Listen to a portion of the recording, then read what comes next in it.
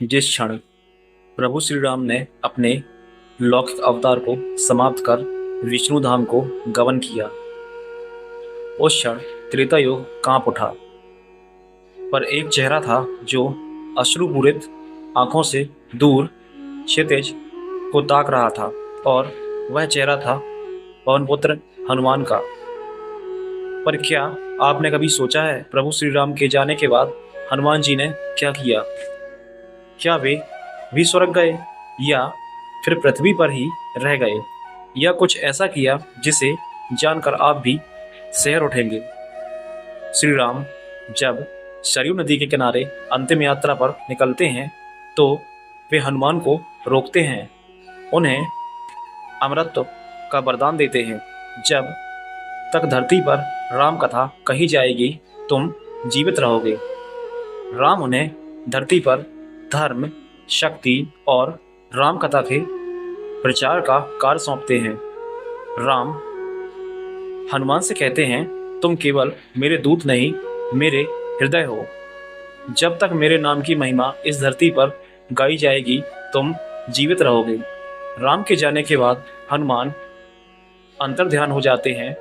वो न किसी नगरी में रहते हैं, न किसी महल में। वे साधुओं के वेश में राम कथा सुनते हैं, परंतु किसी को पहचान नहीं देते। हजारों वर्षों तक वे कई देशों और जंगलों में भटकते रहे, लेकिन सिर्फ एक लक्ष्य, राम कथा। दोस्तों, वीडियो को अंत तक जरूर देखें और चैनल को सब्सक्राइब जरूर करें। त्रेता समाप्त होती है, द्वापर भी गुजरता है। कलयुग के प्रारंभ में जब पाप बढ़ता है तो हनुमान हिमालय की गुफाओं में तपस्या करते हैं।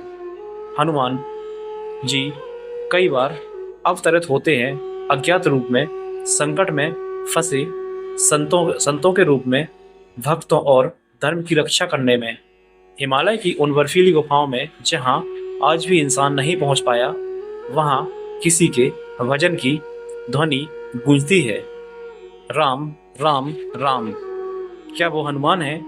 हनुमान जी ने तुलसीदास को दर्शन दिए, उन्हें रामचरितमानस लिखने की प्रेरणा दी। कई बार तुलसीदास को संकट में बचाया, लेकिन गुप्त रूप में। तुलसीदास, हे प्रभु, जो आज मेरी रचना के पीछे है, क्या वहीं कोई दिव्य शक्ति है? हनुमान, जहाँ राम कथा है वहाँ मैं हूँ। कई संतों और तपस्वियों ने बताया कि उन्हें हनुमान के दर्शन हुए।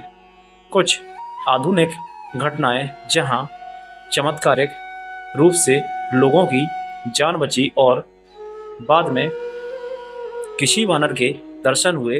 हिमालय में स्थित हनुमान चट्टी, जहां आज भी कोई गुफा में जाकर लौटता नहीं।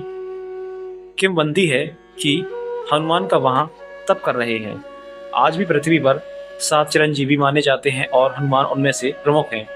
क्या वो हिमालय में है या समुद्र में किसी द्वीप पर? कई वैज्ञानिक और खोजी अभियान चला चुके हैं, लेकिन उन्हें अब तक कोई प्रमाण नहीं मिला है। कभी किसी राम कथा में एक साधु को देखकर भाव विभोर हो जाना, तो कभी संकट में पड़ने पर अचानक किसी बंदर की छाया दिखना। क्या ये महज संयोग है, या हनुमान अब भी हमारे साथ हैं? हनुमान कभी हमसे दूर गए ही नहीं, वे आज भी हैं। वे वही हैं जहां कोई राम नाम लेता है। उन्हें न मंदिर की जरूरत, न ही मूर्तियों की। वे भक्ति में बसे हैं।